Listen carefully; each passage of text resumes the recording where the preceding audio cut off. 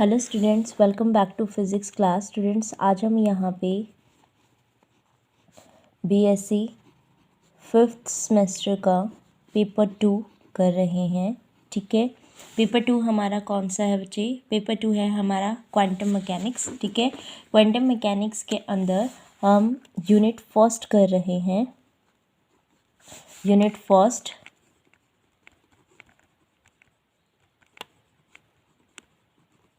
सबसे पहले मैं आपको बताना चाहूँगी कि हमारा जो क्वांटम है बच्चे, वो हमारा 2 पार्ट्स के अंदर है। ठीक है, फर्स्ट पार्ट के अंदर तो हम करेंगे कि क्लासिकल थ्योरी। देखो, हमारी 2 थ्योरी होती है, एक तो क्लासिकल और एक क्वांटम। ठीक है, जो हमारे डिस्टिंग्विशेबल के साथ मतलब डील करता है वो हमारा क्लासिकल थ्योरी थी, यानी कि जिसको हम विजिबल कर सकते थे उनको हम डिस्टिंग्विश कर सकते हैं। ऑलराइट, जिसको हम विजिबल कर सकते हैं यानी जिसको देख सकते हैं उन्हीं को ही तो डिस्टिंग्विश करेंगे। इसका मतलब जिनका साइज़ हमारा बड़ा होता है उसको हम क्या बोलते हैं? क्लासिकल थ्योरी की, मतलब क्लासिकल मैकेनिक्स के अंदर वो पार्टिकल्स होते हैं। और जिनके साइज़ कम होंगे पार्टिकल्स के, उनको हम किसके अंदर लेके आते हैं? क्वांटम के अंदर लेके आते हैं।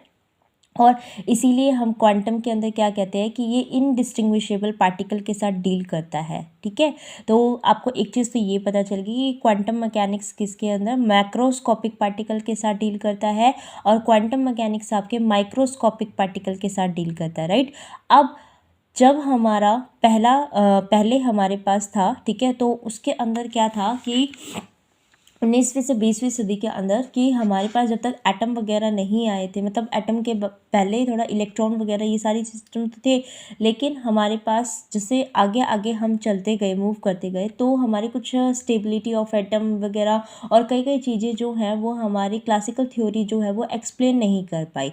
इसीलिए हमें मूव करना पड़ा ताकि हम क्या कर सके, उनकी जो प्रॉब्लम्स अराइज हो रही थी उनको रिजॉल्व कर सके। तो आज के लेक्चर के अंदर तो हम ये देखेंगे कि कौन कौन से ऐसे टॉपिक्स उसमें आ रहे हैं जिनको एक्सप्लेन करने में हमारा क्लासिकल जो है वो हमारा फेल हो गया। राइट, तो इसके अंदर हमारे पास आता है failure of classical electromagnetic theory, यानी कि ईएमटी के बेस्ड पे जो वो हमारे पास कुछ कुछ क्लासिकल बताता है फैक्ट, लेकिन वो फैक्ट हमारे उनके उस पर जो ऑब्जर्व्ड एक्सपेरिमेंटली किए गए वो उसे एक्यूरेट मैच नहीं करे। ठीक है, अगर मैच नहीं करेगा रिजल्ट हमारा जो एक्सपेरिमेंटली आ रहा है और जो क्लासिकल थ्योरी के अकॉर्डिंग बता रहा है, अगर रिजल्ट मैच नहीं करे तो इसका मतलब क्या हुआ कि वो वहाँ पे उसको बताने में फेल हो गया। अगर फेल हो गया तो हमें वही तो जानना है कि कौन कौन से ऐसे फेलियर्स रहे हैं।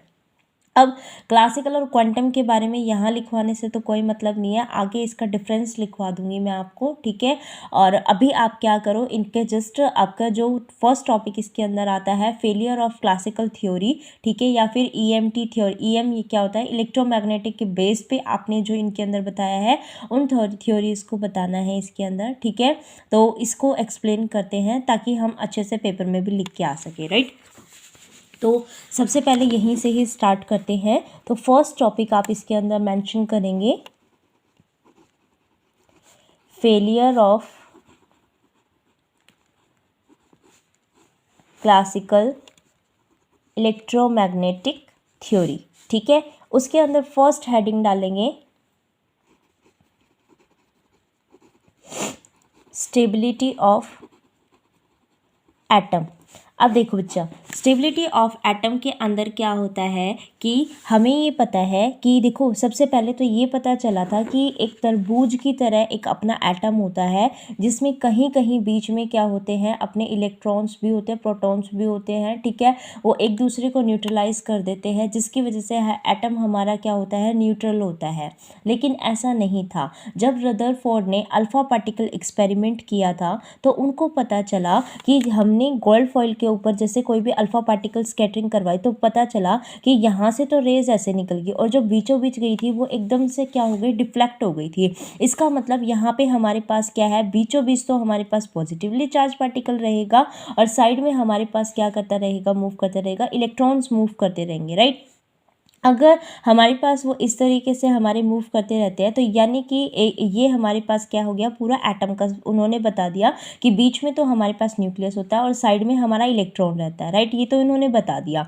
अब उसके बाद हमें ये पता चला बहुत से कि भाई ऐसा भी नहीं है, ये पर्टिकुलर इलेक्ट्रॉन्स जो हैं वो सारे के सारे एक उसमें नहीं होते, वो क्या करते हैं पर्टिकुलर किसी ऑर्बिट के अंदर होते हैं और वहीं पर ही ये मूव करते हैं, ठीक है। फिर ये पॉइंट उठा, अगर वो बार बार मूव करता जा रहा है, मूव कर रहा है, तो इसका मतलब वो अपनी एनर्जी को रेडिएट कर रहा है, एनर्जी को रेडिएट कर रहा है। और तुम ये बोल रहे हो कि इस तरीके से ये अपने ऑर्बिट में मूव कर रहा है, एनर्जी रेडिएट कर दिया, तो ये इस लोअर पार्ट में क्यों नहीं आके गिरा, इसको तो गिरना चाहिए था, ठीक है। तो वो पर्टिकुलर इसके लिए कोई भी रीज़न नहीं दे पाया, इसीलिए क्या हुआ कि हमारी क्लासिकल थ्योरी इस एटम को स्टेबल दिखाने में क्या हो गई, फेल हो गई है, ठीक है। अभी जो मैंने आपको बात बताई है इसी चीज़ को हम अपने नोट्स के फॉर्म में भी लिख लेते हैं, ठीक है। शॉर्ट फॉर्म के उसमें लिखेंगे क्योंकि ये शॉर्ट्स में ही आपके आएंगे, तो मैं इसको ज़्यादा लेंथी भी करके नहीं लिखवाऊंगी कि बहुत बड़ा लिखना है, ठीक है। शॉर्ट ही लिखेंगे, तो लिखिए Rutherford established alpha particle experiment that electrons moves around positively charged particle, that is heavy nucleus, according to classical theory. A charged particle moving around positively charged continuously changes its direction, that is it experiences acceleration and according to classical theory the accelerated charged particle radiate energy in form of electromagnetic radiation.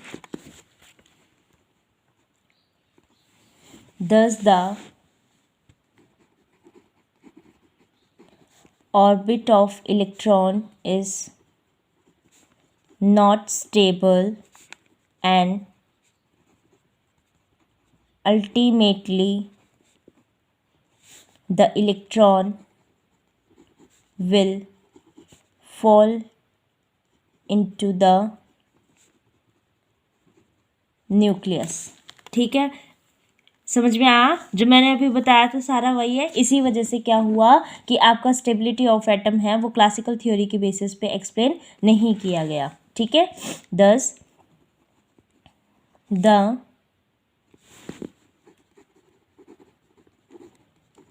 stability of atom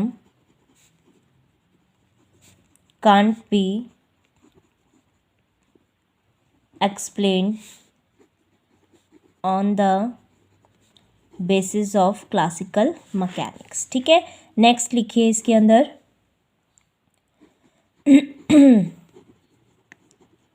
line spectrum of hydrogen atom. हमें पता है कि hydrogen का जो line spectra है किससे दिया गया था, 1/λ is equal to R infinite Z का स्क्वायर 1/n2 का स्क्वायर माइनस n1 का स्क्वायर से दिया गया था, राइट। लेकिन इसके अंदर भी कुछ पॉइंट्स ऐसे आए थे कि हमारा वहाँ पे क्लासिकल थ्योरी क्या हो गया, फेल हो गया था, ठीक है। अब वो क्या पॉइंट्स थे वो लिखिए।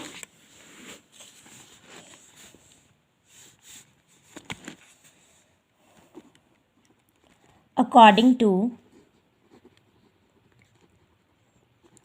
experimental observation, the line spectrum of hydrogen is expressed as 1 upon lambda is equal to r infinite z का स्क्वायर 1 by n2 का स्क्वायर माइनस 1 by n1 का square, where r infinite is Rydberg constant and n1 and n2 are integer such that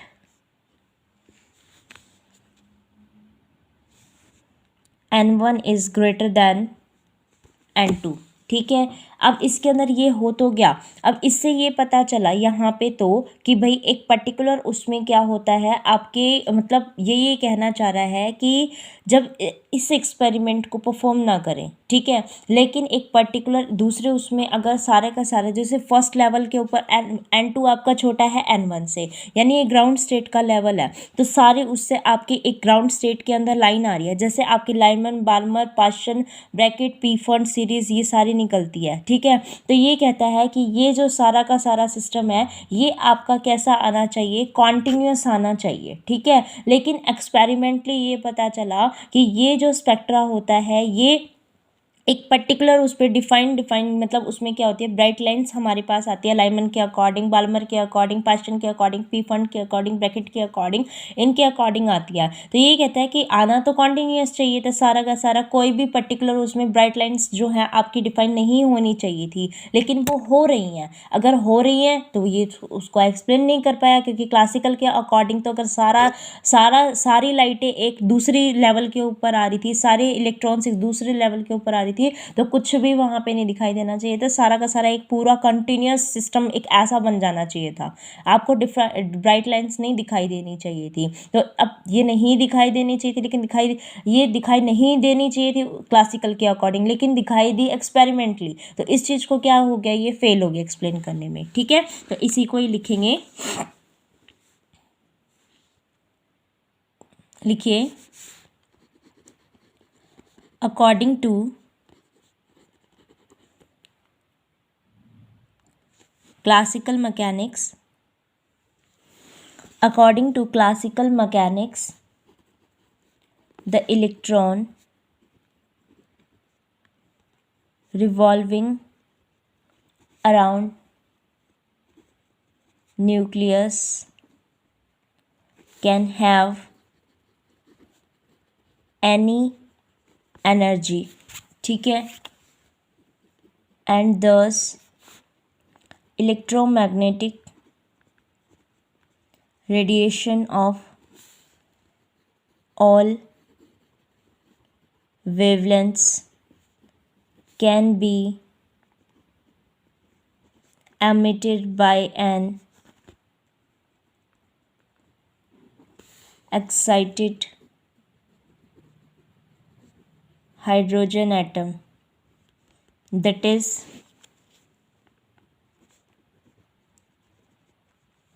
the spectrum of hydrogen is expected to be continuous on the basis of classical mechanics, but it is observed experimentally that hydrogen spectrum contains certain well-defined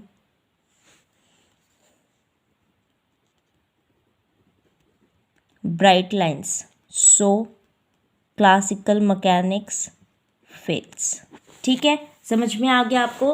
line spectra के अंदर क्या था कि ये आपकी कैसे उसमें continuous आना चाहिए था अकॉर्डिंग टू क्लासिकल थ्योरी, लेकिन जब एक्सपेरिमेंटली परफॉर्म किया गया तो आपको ब्राइट लाइन्स वहाँ पे मिली, तो इसको एक्सप्लेन करने में क्या हो गया, आपका क्लासिकल मैकेनिक्स जो है वो फेल हो गया। ठीक है, नेक्स्ट चलते हैं ब्लैक बॉडी रेडिएशन के ऊपर। चलिए next third, black body radiation. सभी को पता है ब्लैक बॉडी रेडिएशन क्या होता है, एक ऐसी बॉडी जिसके ऊपर जितनी भी लाइट आपके इंसिडेंट करी जाती है वो सारी की सारी अपने अंदर क्या कर लेता है, स्टोर कर लेता है, एब्जॉर्ब कर लेता है। ठीक है, तो उस बॉडी को क्या बोलते हैं बच्चे, हम ब्लैक बॉडी बोलते हैं। ठीक है, जो सारी की सारी लाइट जितनी भी इसके अंदर आ रही है उन सबको क्या कर ले, स्टोर कर ले। ठीक है, उसको ब्लैक बॉडी बोलते हैं। लेकिन अगर मैं यहाँ से इसको टेम्परेचर भी दे दूँ तो एक पर्टिकुलर टेम्परेचर के ऊपर जो यहाँ से इलेक्ट्रॉन्स एमिट हो सकते थे उस टाइप की रेडिएशंस क्या करेंगी, यहाँ से एमिट भी हो सकती हैं। अगर एमिट हो रही है तो किस टाइप का टेम्परेचर के कॉरस्पॉन्डिंग आपका ग्राफ बनेगा, वो ग्राफ भी हमें इसके अंदर शो करना पड़ेगा। राइट, तो आप लिखिए black body radiation, an object that can absorb the electromagnetic radiation of all wavelength incident on it, ठीक है, is called an black body. लेकिन अगर हम पर्टिकुलर किसी टेम्परेचर के उस पर देते हैं तो वहाँ से वो उसको एमिट भी कर सकता है। ठीक है, तो आप वो भी लिखिए, the black body at thermal equilibrium emits the radiation distributed over a continuous range of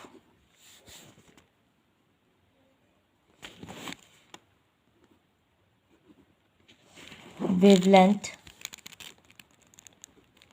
that is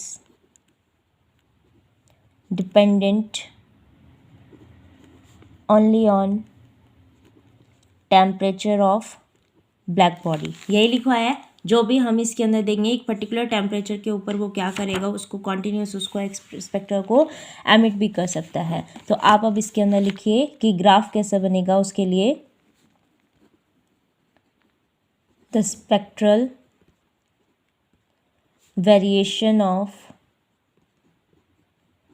emitted energy with wavelength at different temperature is shown in figure। कैसा ग्राफ बनेगा बच्चे इसके अंदर, अगर एनर्जी और लैम्डा के corresponding हम इसके अंदर ग्राफ यानी कि वेवलेंथ के कॉरस्पॉन्डिंग ग्राफ बनाने लगे तो कुछ इस तरीके से यहाँ ग्राफ बनेगा।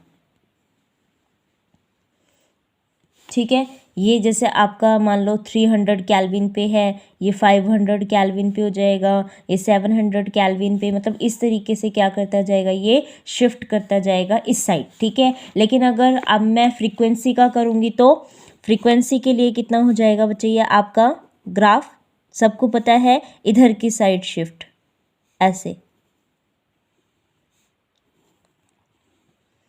ठीक है, फ्रीक्वेंसी के लिए इस साइड शिफ्ट होता जाएगा। ठीक है, अब करते हैं कि ये तो चलो इसके बारे में हो गया कि कैसा होता है, लेकिन अब डिपेंड ये करता है कि क्लासिकल थ्योरी इनको फेल क्यों हो गई। ठीक है, बताने में। तो क्लासिकल थ्योरी के उस पर लिखते हैं,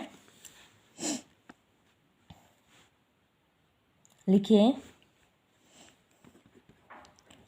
to attempts were made to explain the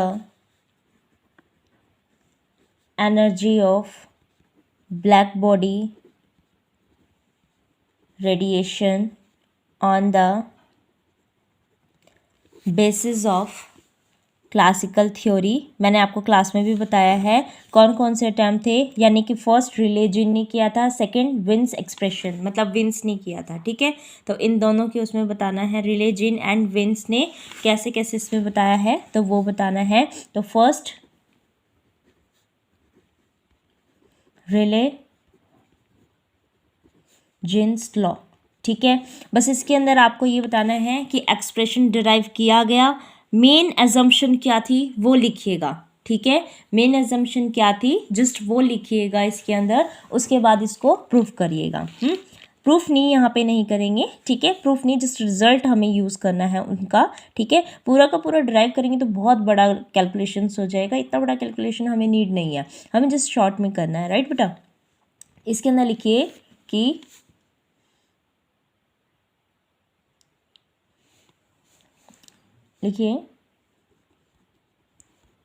on the basis of classical theory,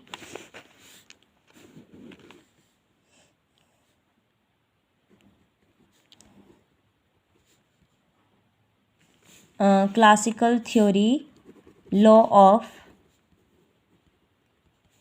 equipartition of energy, which tells that average energy associated with each mode of vibration at temperature T is E average is equal to KT. So Rayleigh and Jean derived expression for energy emitted in wavelength range lambda to lambda plus d lambda is given by E lambda d lambda is equal to 8 pi by lambda की power 4, KT की form में दिखाना था तो KT into में d lambda हो जाएगा, ठीक है। अब यहाँ देखो कि अगर मैं यहाँ पे जैसे सपोज मैंने इसके अंदर ये मेरे पास ग्राफ बना था, ठीक है।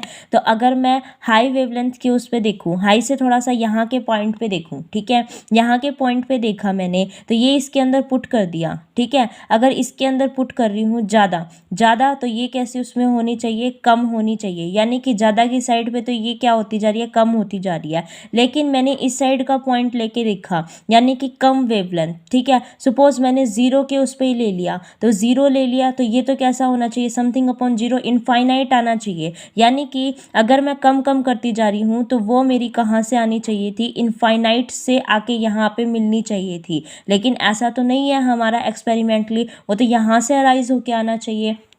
इसका मतलब क्या हो गया, ये इसको बताने में फेल हो गया, ठीक है। तो ये सिर्फ किसके लिए है, रिजल्ट आपका लॉन्ग वेवलेंथ के लिए है, ठीक है। But E lambda D lambda, ठीक है, और यहाँ पे आप क्या लिखोगे, वेवलेंथ के कॉरस्पॉन्डिंग बता रहे हो, but it only explain result for long wavelength. ठीक है, अब हमने कहा था कि दो इसके अंदर अटेम्प्ट्स करे गए थे, तो पहला तो सिर्फ लॉन्ग वेवलेंथ के लिए करता है। ठीक है, अब नेक्स्ट अटेम्प्ट देखते हैं जो कि विंस का था। विंस ने क्या तीर मारे उनके देखते हैं। ठीक है, मतलब विंस ने कितना प्रोसेस इसमें किया, क्या अजम्पशंस ली थी उन्होंने। ठीक है, ये सारी चीज़ें हमें इनके अंदर देखना है। साइंटिस्ट बहुत बड़े हैं दोनों। ठीक है, तो इन्होंने जो काम किए हैं उनके बारे में देखो। नेक्स्ट लिखो इनके अंदर सेकंड उसमें पार्ट में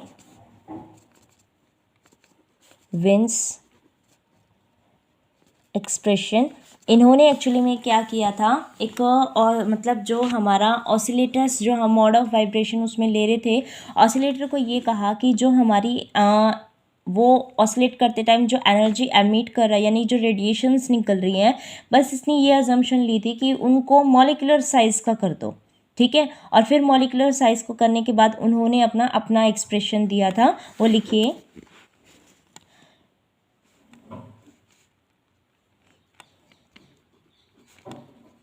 He assumed that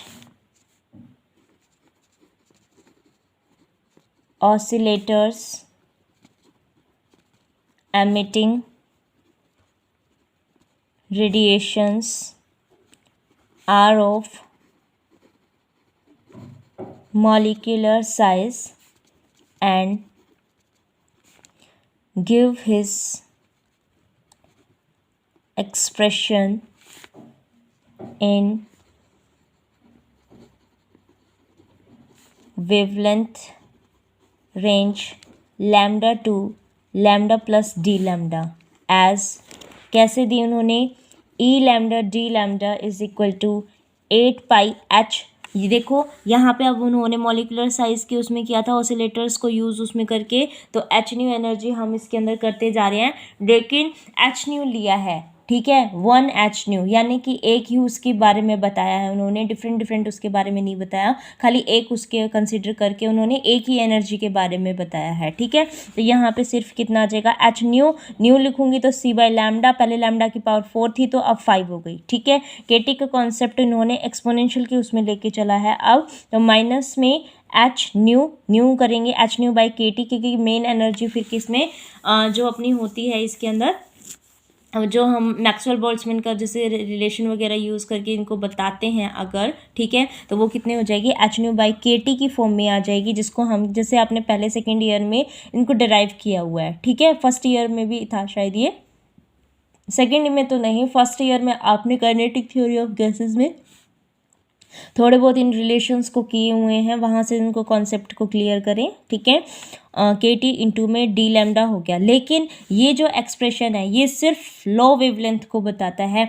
अब ये हाई वेवलेंथ को नहीं बताता। ठीक है, तो इसका मतलब क्या हुआ कि ये वाला हमारे पास जो ये हमारे पास एक्सप्रेशन बन रहा था उसमें इस वाले पार्ट को ये कहता है ऐसे उसमें करना चाहिए था, लेकिन ये तो ऐसे करके यू जाएगा। ठीक है, तो इसको भी ये क्या हुआ, एक्सप्लेन करने में नहीं हुआ, फेल हो गया ये। ठीक है, ये तो था एक्सपेरिमेंटली, और ये किसने दिया था यहाँ पे इस तरीके से, विंस लॉ। ठीक है, ये विंस लॉ यहाँ ऐसे उसमें होना चाहिए था, लेकिन एक्सपेरिमेंटली ऐसे जा रहा है, इसका मतलब लॉन्गर वेवलेंथ की तरफ ये क्या हो गया बताने में फेल हो गया, सिर्फ लो वेवलेंथ के लिए हुआ था। ठीक है, but it only explains the low wavelength. ठीक है, उसके बाद कौन आए, प्लैंक्स आए, कब, 1901 के अंदर। 1901 के अंदर उन्होंने ये कहा कि इसके अंदर जो हम लेके चल रहे हैं, ठीक है, उसमें सिंपल हार्मोनिक ऑसिलेटर जो हम लेके चल रहे हैं उसको कैसा कर दो आप, क्वांटाइज्ड कर दो। ठीक है, कैसे कर दो, क्वांटाइज्ड कर दो, और जो एनर्जी है वो एच न्यू की वजह कैसी ले लो, एन एच न्यू ले लो। अगर एन एच न्यू लेके चलोगे तो फिर उसके बाद उन ऑसिलेटर्स की क्या कर दो, एवरेज एनर्जी कर दो, और फिर अपने लैम्डा प्लस में डी लैम्डा की फॉर्म में उसको बता दो। ठीक है, सिंपल इतना करके चलेंगे, तो इसमें लिखो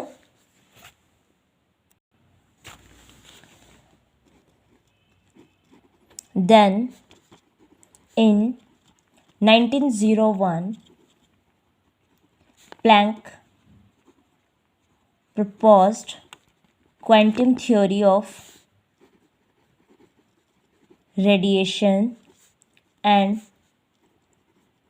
according to this theory, a black body emitting radiation can be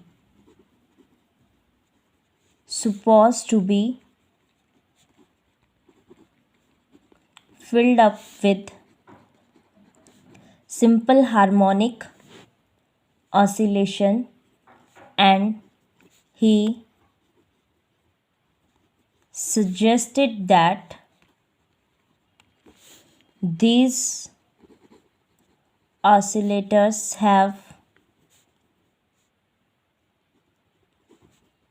any amount of energy but can take only discrete energies, that is E is equal to NH nu. ठीक है, उसके बाद प्लैंक्स ने ये भी एज्यूम किया था बच्चे कि जो ऑसिलेटर्स हमारे इसके अंदर है, एक तो मैक्सवेल बोल्ट्जमैन डिस्ट्रीब्यूशन की फॉर्म में बता रहा है, एक एवरेज एनर्जी पर ऑसिलेटर्स उन्होंने निकाली है। ठीक है, तो एवरेज एनर्जी के कॉरस्पॉन्डिंग जो एनर्जी का ये वाला हमने कॉन्सेप्ट लिया था, बस वो चेंज हो जाएगा यहाँ पे। ठीक है, तो ये चेंज होने के बाद इनका देखो क्या आया, Planck's also assumed that the number of oscillators with energy En is given by Maxwell-Boltzmann distribution law, and temperature T is proportional to e की power minus En by KT। ये En पहले हमने क्या लिया था, सिर्फ h न्यू, अब कितना हो जाएगा, NH न्यू हो जाएगा। ठीक है, तो इस तरीके से इसमें हो जाएगा, लेकिन हम क्या कर रहे हैं, एवरेज लेके चलेंगे। ठीक है, तो on the basis of this assumption,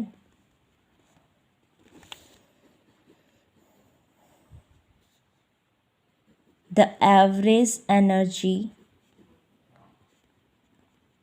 per oscillator comes to be, कैसे बोलेंगे उस एवरेज एनर्जी को, E bar is equal to H nu upon में ई की power H nu by K T minus one. तो यानी कि ये जो आपने एनर्जी बोली है, इसकी वजह बस इस एनर्जी को पुट कर दीजिए। ठीक है, तो जो हमारी एनर्जी आएगी in the range of lambda plus D lambda, वो उसको ई की power minus H nu by K T जो हमने लिखा था उसको इससे रिप्लेस कर देंगे, एच न्यू अपॉन में ई की power H nu by K T minus one. किसके अंदर, आपका जो ये जो रिप्लेस करना है वो रिले वाले के अंदर कर सकते हो आप। ठीक है, किसी भी उसमें, या फिर मतलब अगर ध्यान रखना चाहो तो बोला है, अदरवाइज तो ये तो इन्होंने अपना डिफरेंट वर्क किया है। ठीक है, तो उसके कॉरस्पॉन्डिंग ही किया है, बस लर्न करने का मेथड मैं बता सकती हूँ इसके अंदर, इस एक्सप्रेशन को कैसे करोगे। ठीक है, सो द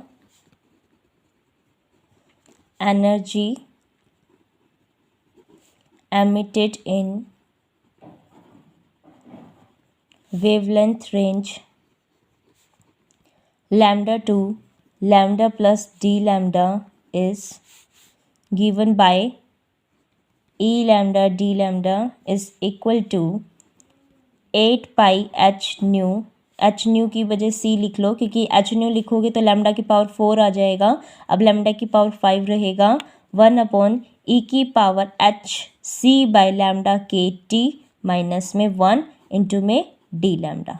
ठीक है, वहाँ पे भी पीछे भी ध्यान दो कि आपने लैम्डा लिखा है या नहीं, यहाँ पे देखो भी लिख दिया। ठीक है, यहाँ पे भी लैम्डा के उसमें आएगा, तो ये हमारे पास क्या आ गया, आपका प्लैंक्स ने दे दिया। ठीक है, अब इसका ये देखते हैं कि प्लैंक्स का जो रिलेशन आया था उससे हम दोबारा से विन्स और रिले के ऊपर जा सकते हैं कि नहीं, ये वेरीफाई करना है। ठीक है, लिखिए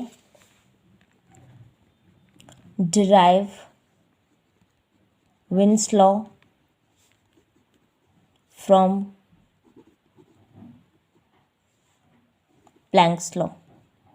ठीक है, इसको डिराइव करके अपने उसी में लेके चलते हैं। तो देखो जो हमारा विन्स लॉ था वो सिर्फ लॉ जो आपकी शॉर्ट वेवलेंथ है ना उनके लिए एप्लीकेबल है। ठीक है, शॉर्ट वेवलेंथ के लिए एप्लीकेबल है, लॉन्गर के लिए नहीं है। अगर शॉर्ट वेवलेंथ है तो इसका मतलब ये क्या हो गया, पूरी क्वांटिटी आपकी बहुत बड़ी हो गई, लैम्डा शॉर्ट हो गया तो ये पूरी क्वांटिटी बहुत बड़ी हो गई। ये पूरी क्वांटिटी बड़ी होगी तो यानी कि ये 1 से तो क्या है ज़्यादा हो गया, 1 से ज़्यादा हो गया तो 1 को नेग्लेक्ट कर दो, 1 को भी नेग्लेक्ट कर दो। 1 को नेग्लेक्ट करोगे तो क्या आ जाएगा, लिखो फॉर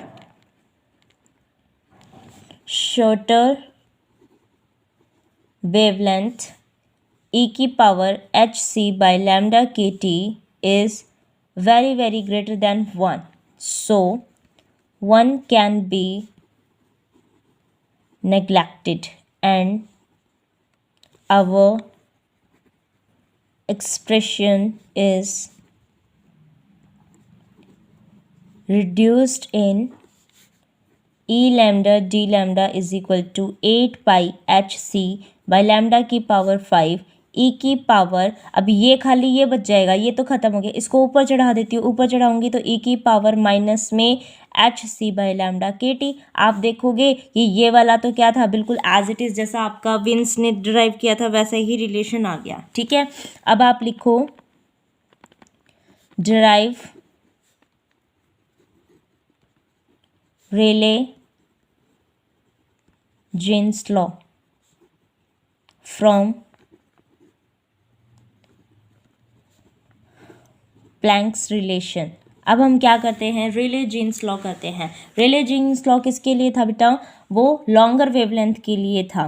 ठीक है, लॉन्गर वेवलेंथ के लिए हम क्या करते हैं, इसके अंदर अगर ये लॉन्गर होगी तो इसका मतलब ये कम होगी, तो हम इसको वैसे करने की वजह क्या करते हैं, इसके एक्सपोनेंशियल ई की पावर एक्स को ही ओपन कर देते हैं इसके अंदर। ठीक है, तो ई की पावर एक्स को करेंगे हाई तो ज़्यादा, तो हम इसको ओपन करके क्या करेंगे, इसके एक्सपोनेंशियल फॉर्म के अंदर हम शॉर्ट उसमें 1 या 2 टर्म तक ही ले सकते हैं। ठीक है, तो इसको शॉर्ट टर्म तक इसको क्या कर देंगे, ओपन कर देंगे। तो लिखो for longer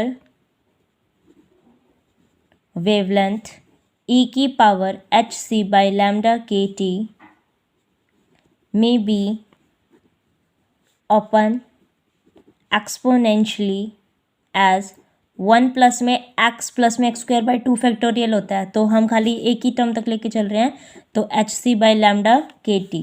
so planks law reduced in form e lambda d lambda is equal to 8 pi h c by lambda की पावर 5। ये देखो अगर मैंने यहाँ पे लिख दिया 1 plus H C by lambda K T minus 1, 1 से तो -1 कैंसिल हो गया, सिर्फ क्या बचा H C by lambda K T, तो H C by lambda K T यहाँ बचा। ठीक है, तो एच सी तो यहाँ पे आ जाएगा और लैम्डा के टी यहाँ पे आ जाएगा। ठीक है, एच सी तो आपका एच सी कैंसिल हो गया, एक लैम्डा से एक लैम्डा आपका यहाँ पे 4 पावर बच जाएगी, इसका मतलब 8 पाई अपॉन में लैम्डा की पावर 4 के टी इंटू में डी लैम्डा। इसका मतलब ये रिलेशन किसका था, हमारा रेले जीन का था। इसका मतलब क्या हुआ कि इन्होंने दोनों ही चीज़ों को एक्सप्लेन कर दिया। तो प्लैंक्स ने जो थ्योरी दी थी वो ठीक थी और उसके अकॉर्डिंग हमने जो पूरा का पूरा ये वाला ग्राफ था इस तरीके वाला, वो यहाँ का भी और यहाँ का भी दोनों ही पोर्शन उन्होंने क्या कर दिया, एक्सप्लेन कर दिया, लोअर वेवलेंथ के लिए भी और हायर वेवलेंथ के लिए भी। ठीक है, तो यहाँ तक आप अपना कंप्लीट करिएगा, उसके बाद हमारा नेक्स्ट लेक्चर होगा फोटोन और फोटो इलेक्ट्रिक इफेक्ट के ऊपर। ठीक है, इसको फटाफट से आप अपना कंप्लीट करिएगा। Thank you for watching this video and keep like and subscribe the channel so that you can get the next video. Thank you.